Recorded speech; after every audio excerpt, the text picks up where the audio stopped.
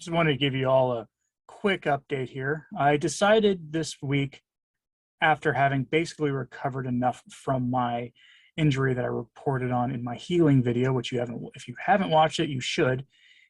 Because I do carnivore mostly to lose the excess body fat that I have and do it in a way with nutrition that is a sustainable approach to eating. And if you can't, eat beef ribs and chicken wings, to your heart's content in a sustainable way in the future, I don't know. But I've been doing it for weight loss. So I have now lost a total of 146 pounds, and about 100 of that was doing a clean keto diet.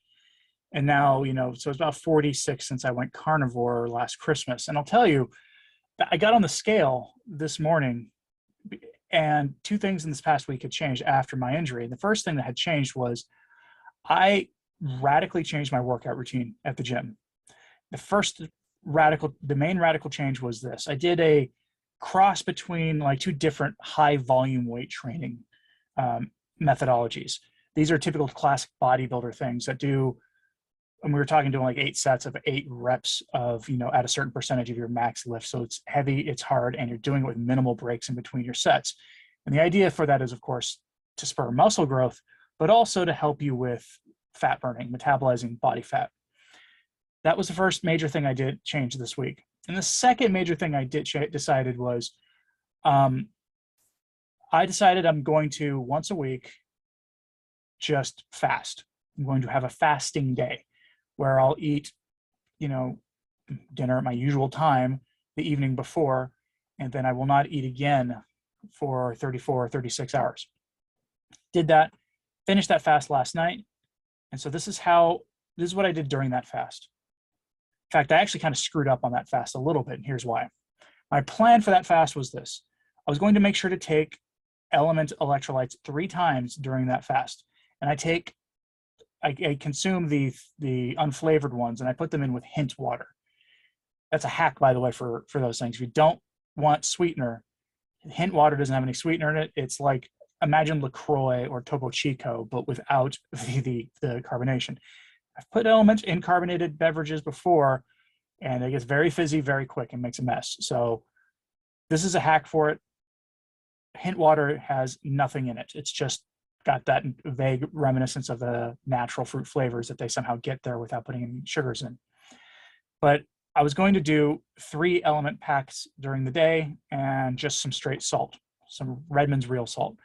Well, that was a nice idea, but I was also found myself pretty busy during the day, which helps to get through a fast to make sure you're busy. You got errands to run, you're out and about, it helps keep your mind off of, the lack of food.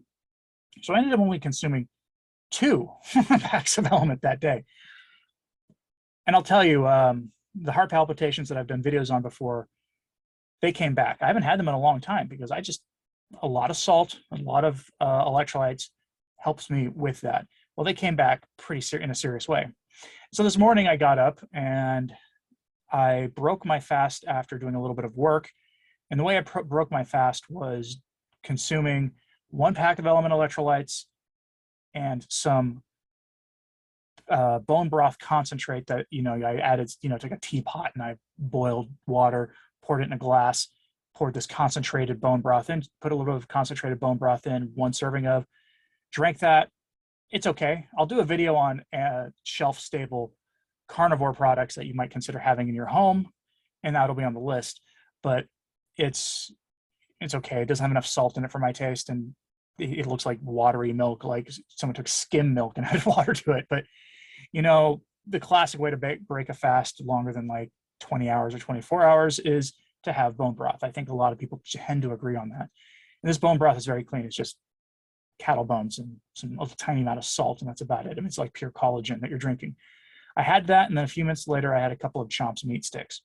And then I went to the gym. Like, that's why I'm dressed like this. I don't normally go on camera dressed like this unless I'm on my way to the gym immediately or coming back from the gym.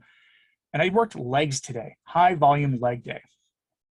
So my workout that I described, where it's like high volume, fairly heavy weights, was I do a push day, a pull day, a leg day, a push day, a pull day. And if you really want to know what any of that stuff means, ask me in the comments and I'll try to answer it.